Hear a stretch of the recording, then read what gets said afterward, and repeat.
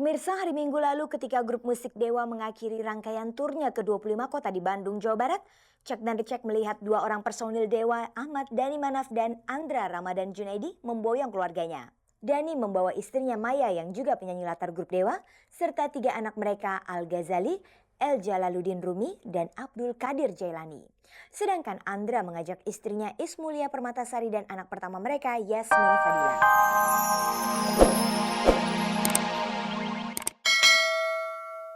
Christine Hakim, Alex Komang, dan juga Slamet Raharjo bersama artis-artis Malaysia membintangi sebuah film produksi Malaysia berjudul Putri Gunung Ledang.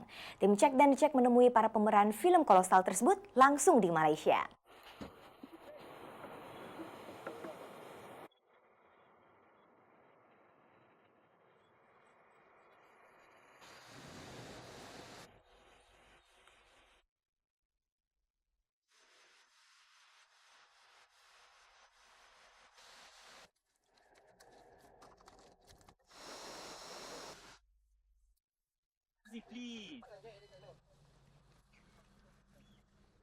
Sebuah film kolosal produksi Infinity Production Malaysia tengah dibuat. Yang menarik, film berjudul Putri Gunung Ledang ini selain menampilkan artis-artis Malaysia sebagai pemeran utama dan pemeran pendukungnya, tapi juga dibintangi oleh 3 bintang film kawakan Indonesia. Mereka adalah Christine Hakim, Slamet Raharjo, dan Alex Komang. Film layar lebar ini menceritakan tentang kisah cinta putri kerajaan Majapahit, Gusti Putri Raden Ajeng Retno Dumilah, dengan Laksamana Hang Tuah yang penuh dengan konflik dan intrik. Rabu 30 April kemarin, Infinity Production mengundang Cek dan Dicek untuk menghadiri media launch film ini yang digelar di Bukit Cahaya Shah Alam, Kuala Lumpur, Malaysia. Acara ini digelar untuk mengundang wartawan lokal dan Cek dan Dicek sebagai satu-satunya media dari luar Malaysia untuk bertemu dengan para pemeran film Putri Gunung Ledang. Sekalipun film ini masih dalam tahap produksi syuting, namun panitia penyelenggara acara media launch ini nampak serius mempersiapkan acara.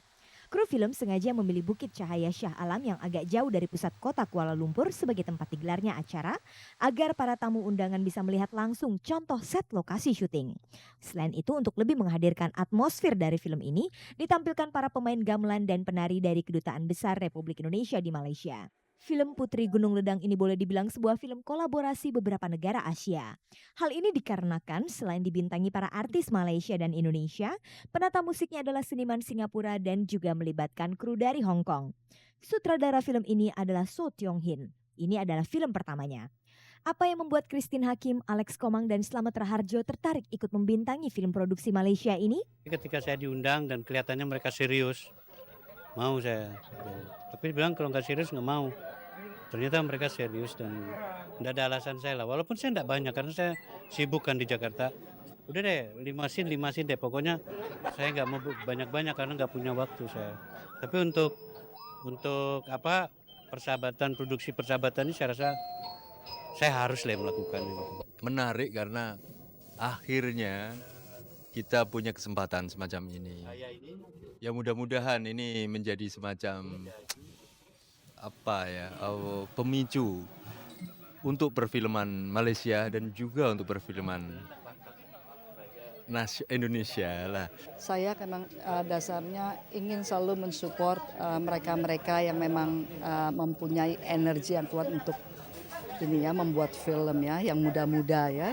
Sementara itu artis Malaysia yang juga membintangi film ini adalah Tiara Jacquelina.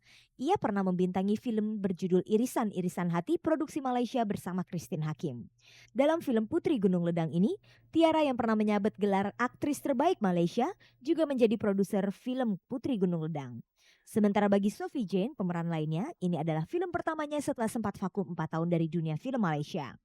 Apa komentar para bintang film Malaysia tentang film yang melibatkan juga artis-artis Indonesia ini? Saya rasa di antara one of the best experiences adalah getting together with all my old friends, ya, pelakon-pelakon paling hebat dari Indonesia and also from Malaysia. Menjadi seorang pelakon di dalam sebuah filem yang merangkumi juga pelakon-pelakon hebat seperti Christine membanggakan saya. Yeah, I'm very proud to be in this film with them.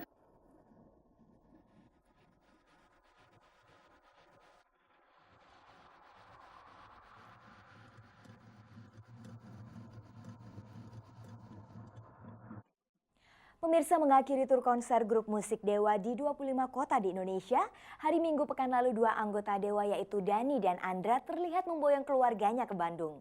Kepada Cek dan Dicek, Dhani dan Andra menjelaskan alasan mereka membawa keluarganya saat mengadakan konser terakhir di Bandung.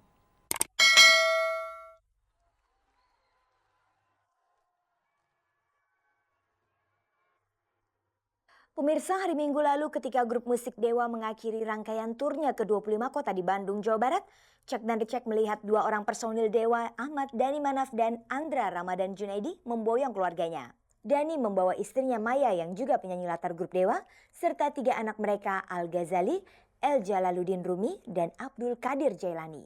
Sedangkan Andra mengajak istrinya Ismulia Permatasari dan anak pertama mereka Yasmin Fadila. Menurut Dhani dan Andra, keikutsertaan keluarganya dalam tur konser grup mereka sekaligus untuk liburan bagi keluarganya. Karena mereka kan suka nginep di hotel, apalagi hotel yang bagus. Ya enaknya bisa kumpul keluarga ya kan, kalau biasanya kalau nggak ikut kan masih suka telepon, dengar suaranya aja udah seneng gitu loh, apalagi ada mereka gitu. Jadi ya bisa ngilangin jenuh juga gitu kalau ada mereka kan. Enak bisa ngajak main kemana, ayo pergi. Selain di Bandung, apakah mereka juga sering membawa keluarga saat mengadakan pertunjukan musik di kota-kota lainnya? Kan anak-anak kan datang ya baru kota ini di Bandung aja, sebelumnya sih mereka nggak ikut gitu. Apalagi yang jauh-jauh nggak ikut. Paling ke Bali, kalau ke Bali kita pasti saya ngajak keluarga. Kalau tur yang dulu sih dia sering ikut di kota-kota yang gede yang maksudnya bisa dijangkau dan dia nggak capek gitu. Biasanya dia datang Surabaya atau ke Bandung.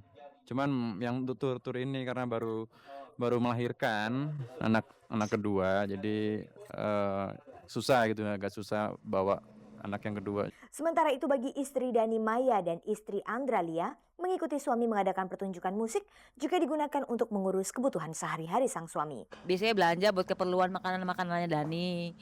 Kayak misalnya beliin makanan kecil, snack sama soft drink gitu deh. Kalau di rumah justru kalau kopi dan segala macam dibikin pembantu. Kalau di hotel ya saya yang bikinin. Ya kan kalau di hotel kan di dalam kan juga ada teh. Ya paling pagi ya bikin teh. Ya, aku sih nggak ngopi, ya teh. Tapi dia nggak ada teh pun cukup air putih juga nggak apa-apa. Lantas apakah mereka suka cemburu ketika melihat suaminya berada di tengah penggemarnya, terutama penggemar perempuan? Ya cemburu sih pasti ada, cuma ya lihat-lihat dianya. Kalau dianya biasa-biasa aja ya biasa aja. Kalau dianya harot ya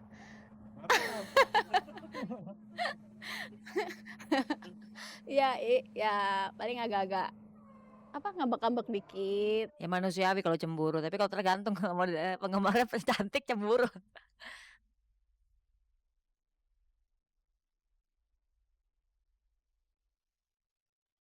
Pemirsa, belum lama ini pasangan Nia Zulkarnain dan Aris Sihasale telah mengumumkan kepada wartawan bahwa mereka tengah menjalin hubungan asmara. Anehnya hingga saat ini Nia justru belum memberitahukan kepada ibunya, Mieke Wijaya, perihal hubungan asmaranya dengan Aris Sihasale. Tentang hal itu, Nia Zulkarnain memberikan penjelasannya kepada Cek dan Dicek.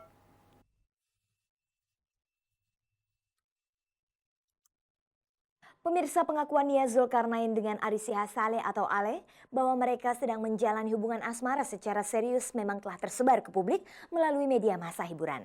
Tapi anehnya hingga saat ini Nia justru mengaku belum memberitahukan hal itu kepada orang tua dan keluarga besarnya. Seperti diketahui hubungan Nia dengan sang ibu sangatlah dekat dan tidak pernah ada masalah. Apalagi sejak sang ayah Diki Zulkarnain meninggal pada tahun 1995, Mieke menjadi orang tua tunggal bagi Nia. Lantas apa yang membuat Nia belum mau berbicara kepada ibu dan keluarga besarnya seputar hubungan asmaranya dengan Aris Sihasale? Kita bukan mengenyampingkan keluarga atau orang tua, atau kita bukan tidak menghargai orang tua ataupun keluarga.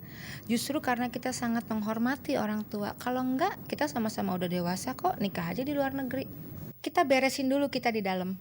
Gitu loh, maksudnya kita berdua dulu nih, intern kita berdua dulu. Kalau kita udah menemukan jalan terbaiknya, bagaimana sih caranya? Gitu kan? Nah, baru kita ngomong ke keluarga. Terus sekarang kalau kita ngomong juga nanti keluarga tanya ini itu, kita belum bisa jawab karena kita masih ngumpulin informasi nih Mbak gitu. Kita masih banyak bertanya, banyak mengumpulkan informasi kepada teman-teman kita yang kebetulan juga menikahnya beda agama. Apakah sikap diam Nia kepada orang tua dan keluarga besarnya karena ia khawatir hubungannya dengan Ale yang berbeda agama nantinya akan mendapat tentangan dari mereka? Kita nih nggak mau gerusa-gerusu Mbak, nggak mau Terburu-buru nanti malah akhirnya jadi bubar jalan, malah nggak jadi. Ya siapa sih Mbak orang tua yang nggak pengen anaknya dapat yang seiman? Saya yakin ibu saya begitu, ibunya Ale juga pasti begitu.